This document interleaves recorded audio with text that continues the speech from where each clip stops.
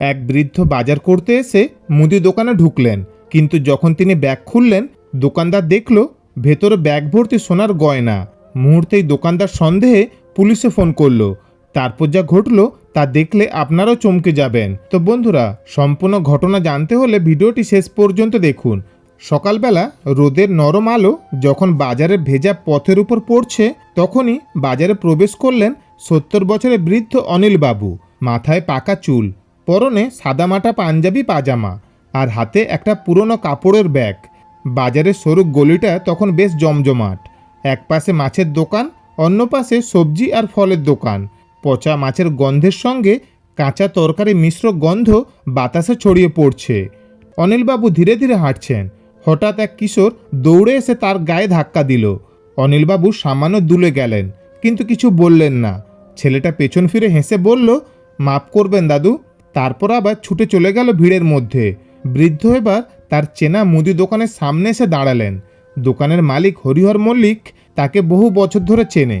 অনিলবাবু প্রতিদিনের মতোই চাল, ডাল, বিস্কুট আর কিছু নিত্য প্রয়োজনীয় জিনিস নেবেন, এমনটাই ভেবেছিলেন দোকানদার। কিন্তু আজ যেন বৃদ্ধের আচরণ একটু আলাদা লাগলো। কি বাবু, আজ বেশ তাড়াহুড়ো দেখাচ্ছে আপনাকে। দোকানদার হাসতে হাসতে বললেন, হ্যাঁ হরিহর, আজ একটু তাড়াতাড়ি দাও, আমার দেরি হয়ে যাচ্ছে। হরিহরবাবু অবাক হলেন। সাধারণত অনিলবাবু ধীরে সুস্থে বাজার করেন, গল্প গুজবও করেন, কিন্তু আজ তিনি অস্থির লাগছে। দোকানের এক কোণে দাঁড়িয়ে ব্যাগটাকে দুহাতে শক্ত করে চেপে ধরে আছেন, যেন সেটার ভেতরে থাকা জিনিস কেউ দেখতে না পায়। দোকানদার মাল বের করে টোকায় রাখতে রাখতে বললেন, বাবু, আজ শরীর খারাপ নাকি? বৃদ্ধ কিছু বললেন না, শুধু ব্যাগের ভেতর হাত ঢুকিয়ে টাকার খোঁজ করলেন। যখন অনিলবাবু ব্যাগ খুললেন তখন দোকানদার শুধু চমকে উঠলেন না, বরং একটু পেছনে সরে গেলেন। গয়নার উজ্জ্বলতা দেখে পাশের কয়েকজন ক্রেতাও অবাক হয়ে তাকালেন। এক মহিলা বললেন, ওমা, এত সোনা! এই বয়সে এত কিছু ওনার কাছে এলো কোত্থেকে? একজন কৌতূহলী যুবক বলল, এটা কি খাঁটি সোনা? একটু দেখানো যাবে? হরিহরবাবু থমকে গেলেন। তার কপালে ভাঁজ পড়ল। তিনি কিছুক্ষণ চুপ করে থাকলেন। তারপর ধীরে ধীরে বললেন, বাবু, এসব কি? এত সোনা আপনার কাছে এলো কিভাবে? অনিলবাবু কিছু বললেন না। তার মুখে কোনো অভিব্যক্তি নেই। তিনি শুধু একবার দোকানদারের দিকে চেয়ে রইলেন, তারপর নিচের দিকে তাকালেন। চারপাশের ফিসফাস আরও বেড়ে গেল। এই বৃদ্ধ নিশ্চয়ই কোনো অপরাধের সঙ্গে জড়িত। চুরি করা গয়নাও হতে পারে। না হলে উনি কিছু বলছেন না কেন? একজন একটু সাহসী হয়ে প্রশ্ন করল, বাবা, আপনি কিছু বলেন না কেন? কোথা থেকে পেলেন এসব? অনিলবাবু আবারও কোনো উত্তর দিলেন না। তার কাঁপা কাঁপা হাত ব্যাগের মুখটা আরও শক্ত করে ধরল, যেন কিছুতেই কাউকে আর দেখাতে চান না। হরিহরবাবুর সন্দেহ আরও বাড়ল। এমন তো হবার কথা নয়। তিনি আর দেরি করলেন না, মোবাইলটা বের করলেন আর সরাসরি পুলিশের নম্বরে ফোন দিলেন। স্যার, আমাদের এখানে একজন বৃদ্ধ এসেছেন, তার ব্যাগে প্রচুর সোনার গয়না, উনি কিছু বলছেন না, আপনারা একটু এসে দেখবেন? দোকানে উপস্থিত লোকজন একে অপরের দিকে তাকালো। কয়েকজন মোবাইল বের করে ছবি তুলতে লাগলো। ভিডিও রেকর্ড করতেও শুরু করলো কেউ কেউ। কয়েক মিনিটের মধ্যে বাজারের সরু গলিতে হঠাৎ সাইরেনের শব্দ প্রতিধ্বনি হলো। লাল নীল বাতি জ্বলে উঠল, আর কয়েক সেকেন্ডের মধ্যেই পুলিশের গাড়ি এসে থামলো মুদি দোকানের সামনে। ভিড়ের মধ্যে এক চাপা উত্তেজনা ছড়িয়ে পড়ল। দুজন কনস্টেবল নেমে এসে দোকানের সামনে দাঁড়ালো, আর তাদের পেছন পেছন নামলেন ইন্সপেক্টর অরুণ রায়। গম্ভীর চোখে তিনি দোকানের ভেতরে ঢুকে দেখলেন বৃদ্ধ অনিলবাবু চুপচাপ দাঁড়িয়ে আছেন, আর দোকানদার হরিহরবাবু কিছুটা উত্তেজিত হয়ে তাদের অপেক্ষায় আছেন। কে ফোন করেছিল? ইন্সপেক্টর সরাসরি প্রশ্ন করলেন। হরিহরবাবু একটু সংকোচের সাথে বললেন, আমি স্যার। এই বৃদ্ধের ব্যাগে অনেকগুলো সোনার গয়না আছে, উনি কিছু বলছেন না। ব্যাপারটা সন্দেহজনক মনে হলো, তাই আপনাকে ডাকলাম। ইন্সপেক্টর এক চোখে বৃদ্ধের দিকে তাকালেন, অন্য হাতে ব্যাগটা দেখালেন কনস্টেবলদের দিকে। আপনার নাম কি? ইন্সপেক্টর এবার বৃদ্ধের দিকে তাকিয়ে প্রশ্ন করলেন। অনিলবাবু মুখ তুললেন, কিন্তু কোনো উত্তর দিলেন না। আপনার কাছে এসব গয়না কিভাবে এলো? ইন্সপেক্টরের গলা একটু কঠোর হয়ে উঠল। বৃদ্ধ এবারও কোনো কথা বললেন না। একজন কনস্টেবল এগিয়ে এসে বললেন, স্যার, যদি অনুমতি দেন তাহলে ব্যাগটা একটু খুলে দেখি। ইন্সপেক্টর মাথা নেড়ে সম্মতি দিল।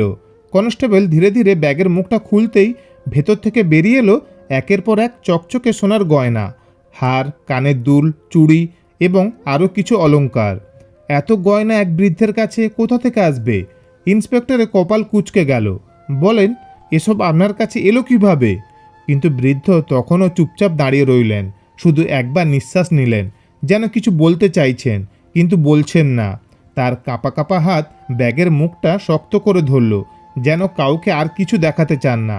পুলিশের প্রশ্নের উত্তরে বৃদ্ধের নীরবতা বাজারের লোকজনের মধ্যে সন্দেহ আরও বাড়িয়ে দিল।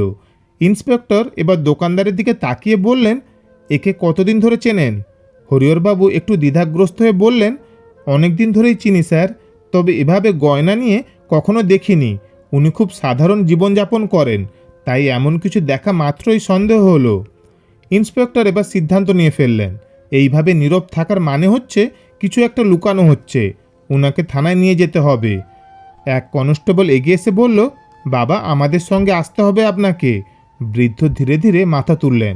তার চোখের কোণে যেন একটা চাপা বেদনার ছাপ ফুটে উঠল, কিন্তু তিনি কিছু বললেন না। লোকজনের ফিসফাস বাড়তে লাগলো। কেউ কেউ বলতে লাগলো, পুলিশ ঠিক কাজটাই করেছে। কেউ আবার বলল, হয়তো চুরির গয়না, তাই উনি চুপ করে আছেন।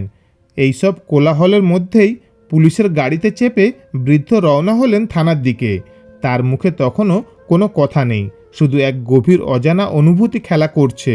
পুলিশের গাড়িতে করে বৃদ্ধ চলে যাওয়ার পর বাজারের পরিবেশ থমথমে হয়ে গেল। সবাই একে অপরের দিকে তাকাচ্ছে, কেউ চুপচাপ, কেউ আবার উত্তেজিতভাবে আলোচনা করছে। এতদিন ওনাকে দেখে তো কখনো সন্দেহ হয়নি, অথচ ব্যাগ ভর্তি সোনা। এক তরুণ দোকানের মন্তব্য, হয়তো এসব গয়না চোরাই, নইলে উনি চুপচাপ থাকবেন কেন? এক মাঝবয়সী ক্রেতার কণ্ঠে উত্তেজনা, আরে ভাই, কে জানে, হয়তো ওনার পরিবারে কেউ রেখে গেছে। এক বৃদ্ধ লোক বললেন। কিন্তু অধিকাংশ মানুষই সন্দেহের চোখে দেখছে। দোকানদার হরিহর মল্লিকের দোকানের সামনে ভিড় বাড়তে লাগলো। কেউ কেউ এসে দোকানদারের কাছে জিজ্ঞেস করলো, আপনি কি আগে কখনো ওনার সঙ্গে এমন কিছু দেখেছেন? হরিহরবাবু মাথা নাড়লেন, না রে ভাই, উনি তো রোজ বাজার করতে আসেন, কিন্তু কখনো এমন কিছু দেখিনি, তাই তো সন্দেহ হলো। লোকজন ফিসফিস করতে লাগলো। কেউ আবার মোবাইলে ভিডিও করে বলছে এই ঘটনাটা ভাইরাল হবে। বাজারে আনাচে কানাচে এখন একটাই আলোচনা, কে এই বৃদ্ধ, কোথা থেকে পেল এত সোনা। এদিকে একজন রিক্সাওয়ালা, যে প্রতিদিন বৃদ্ধ অনিলবাবুকে চেনে, সে বলল, আমি তো ওনাকে অনেক দিন ধরে চিনি, উনি খুব সাধারণ মানুষ, আমি বিশ্বাস করি না যে উনি চোর। এদিকে অনিলবাবুকে থানায় একটি ছোট্ট ঘরে বসিয়ে রাখা হয়েছে। কাঠের চেয়ার, সামনে একটা মাত্র টেবিল, মাথার উপরে একটি মাত্র হালকা নড়াচড়া করা ফ্যান। পুলিশ ইন্সপেক্টর অরুণ রায় ধীরে ধীরে রুমে ঢুকলেন, হাতে নোটবুক আর কলম। নাম কি আপনার? বৃদ্ধ মুখ তুললেন, কিন্তু কিছু বললেন না। আপনার ব্যাগে যে সোনা পাওয়া গেছে, সেটা কিভাবে পেলেন? বৃদ্ধ এবারও চুপ। সঙ্গে থাকা কনস্টেবল একটু কড়া স্বরে বলল, বাবা, চুপ করে থাকলে কিন্তু ব্যাপারটা খারাপ দিকে যাচ্ছে। আপনি বলুন, এই গয়নাগুলো আপনার কিভাবে এলো? কিন্তু অনিলবাবু মাথা নিচু করে বসে থাকলেন, যেন কোনো অজানা বোঝা বয়ে চলেছেন। ইন্সপেক্টর রায় এবার চাপ বাড়ালেন, আপনার চুপ থাকা মানেই কিছু একটা লুকোচ্ছেন, আমরা খুঁজে বের করব। তিনি মোবাইল বের করে থানার অপর পাশের কক্ষে বসে থাকা অফিসারকে নির্দেশ দিলেন, বৃদ্ধের ফিঙ্গারপ্রিন্ট নাও, কোনো পুরনো মামলা আছে কিনা চেক করো। কনস্টেবল বৃদ্ধের হাত ধরে ফিঙ্গারপ্রিন্ট তুলল, কিন্তু বৃদ্ধ কোনো প্রতিরোধ করলেন না, যেন তিনি ধৈর্য ধরে অপেক্ষা করছেন কিছু একটা ঘটার জন্য। থানার বাইরে উত্তেজনা, বাজারের লোকজন থানার সামনে এসে ভিড় জমিয়েছে। নানা জনের নানা মত। একজন সাংবাদিক ঘটনাটি শুনে থানায় হাজির হলো। থানার গেটের সামনে দাঁড়িয়ে সে ক্যামেরার সামনে বলল, এই বৃদ্ধ কি সত্যি নির্দোষ, নাকি এর পেছনে লুকিয়ে আছে বড় কোনো রহস্য? বাজারের লোকজনের চোখে মুখে কৌতূহল ফুটে উঠল। খবর সোশ্যাল মিডিয়ায় ছড়িয়ে যেতে থাকলো। ইন্সপেক্টর রায় বৃদ্ধের দিকে তাকিয়ে বলল, আপনি এখনও কিছু বলছেন না, মানে কি আপনি কিছু লুকাচ্ছেন? বৃদ্ধ চুপচাপ বসে রইল। ইন্সপেক্টর এবার ধীরে ধীরে বললেন, আপনার পরিবারে কেউ নেই, স্ত্রী, সন্তান? বৃদ্ধ চোখ তুলে তাকালেন। এক মুহূর্ত চুপ করে থেকে তিনি দীর্ঘশ্বাস ফেললেন। মেয়ে, ফিসফিস করে বললেন তিনি। ইন্সপেক্টরের কপালে ভাঁজ পড়ল। আপনার মেয়ে আছে? উনি কোথায়? বৃদ্ধ জানালার বাইরে তাকিয়ে রইলেন, কিন্তু কিছু বললেন না। এবার ইন্সপেক্টর বুঝলেন এখানে কিছু একটা রহস্য লুকিয়ে আছে। বিকেল গড়িয়ে সন্ধ্যা নামতে শুরু করেছে। থানার ভেতর অন্ধকার ঘনিয়ে আসছে। শুধু টেবিলের উপর রাখা ছোট্ট ল্যাম্পের আলো পড়ে আছে বৃদ্ধ অনিলবাবুর ক্লান্ত মুখে। তিনি এখনও কিছু বলেননি। পুলিশের অনবরত প্রশ্ন, বাজারের লোকজনের ফিসফাস, এমনকি সন্দেহের চোখেও তার কোনো প্রতিক্রিয়া নেই, যেন তিনি সমস্ত কিছু মেনে নিয়েছেন। ঠিক তখনই থানার বাইরে এক কিশোরী কণ্ঠ শোনা গেল, আমার বাবাকে কি আপনারা এখানে এনেছেন? থানার গেটের সামনে দাঁড়িয়ে এক যুবতী, চোখে কান্না, হাতে একটা কালো ব্যাগ শক্ত করে ধরা। ডিউটি অফিসার কাছে গিয়ে বলল, তোমার বাবা কে? মেয়েটি ফুঁপে উঠে বলল, অনিল দত্ত, উনি আমার বাবা। এই নাম শোনার পর থানার ভেতরে থাকা পুলিশ সদস্যরা একে অপরের দিকে তাকালো। ইন্সপেক্টর অরুণ রায় চেয়ারে হেলান দিয়ে বললেন, তাহলে তুমি ওনার মেয়ে? মেয়েটি দ্রুত মাথা নাড়ল। তাহলে বলো, গয়নাগুলো কার? মেয়েটি এবার আর ধরে রাখতে পারল না, কান্নায় গলা ধরে এলো। এগুলো আমার মায়ের গহনা, বাবা ব্যাংকে জমা দিতে যাচ্ছিলেন, কিন্তু উনি খুব ভীতু মানুষ, পুলিশ বা কোনো ঝামেলা হলে একদম চুপ হয়ে যান। থানার ভেতর মুহূর্তেই নীরবতা নেমে এলো। কনস্টেবলরা একে অপরের দিকে তাকিয়ে রইল। ইন্সপেক্টর রায় চুপ করে গেলেন। যে মানুষটিকে চোর সন্দেহ করা হয়েছিল, যাকে থানায় এনে বসিয়ে রাখা হয়েছিল, তিনি নির্দোষ। ইন্সপেক্টর রায় ধীরে ধীরে উঠে দাঁড়ালেন। তার চোখে মুখে একরকম অপরাধবোধের ছাপ ফুটে উঠল। আমরা ভুল করেছি, তিনি ধীর গলায় বললেন। তিনি বৃদ্ধের সামনে গিয়ে দাঁড়ালেন। বৃদ্ধ কোনো রাগ দেখালেন না, কোনো কথা বললেন না, শুধু নীরব দৃষ্টিতে তাকিয়ে রইলেন। আপনাকে এই পরিস্থিতিতে ফেলতে চাইনি, দয়া করে আমাদের ক্ষমা করুন। কিন্তু অনিলবাবু কিছু বললেন না। তার চোখে মুখে কোনো অভিযোগের ছাপ নেই, শুধু গভীর এক বিষণ্ণতা। ততক্ষণে মেয়েটি দৌড়ে এসে বাবার হাত ধরে ফেলেছে। চলো বাবা, আমরা বাড়ি যাই, ফুপিয়ে কাঁদল সে। বৃদ্ধ ধীরে ধীরে উঠে দাঁড়ালেন, একবার পুলিশ অফিসারদের দিকে তাকালেন, তারপর মাথা নিচু করে মেয়ের সঙ্গে বেরিয়ে গেলেন। থানার গেটের সামনে ভিড় করে থাকা বাজারের লোকজন চুপ করে গেল।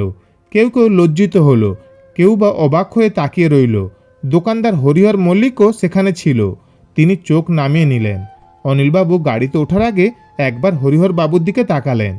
তুমি এতদিন ধরে আমায় চিনলে, কিন্তু আজ এক মুহূর্তেই ভুলে গেলে? এক দীর্ঘ নীরবতা এলো চারপাশে। তারপর গাড়ির দরজা বন্ধ হলো।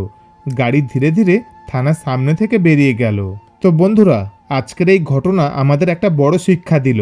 সত্য যাচাই না করে কোনো খবর ছড়ানো খুবই বিপজ্জনক।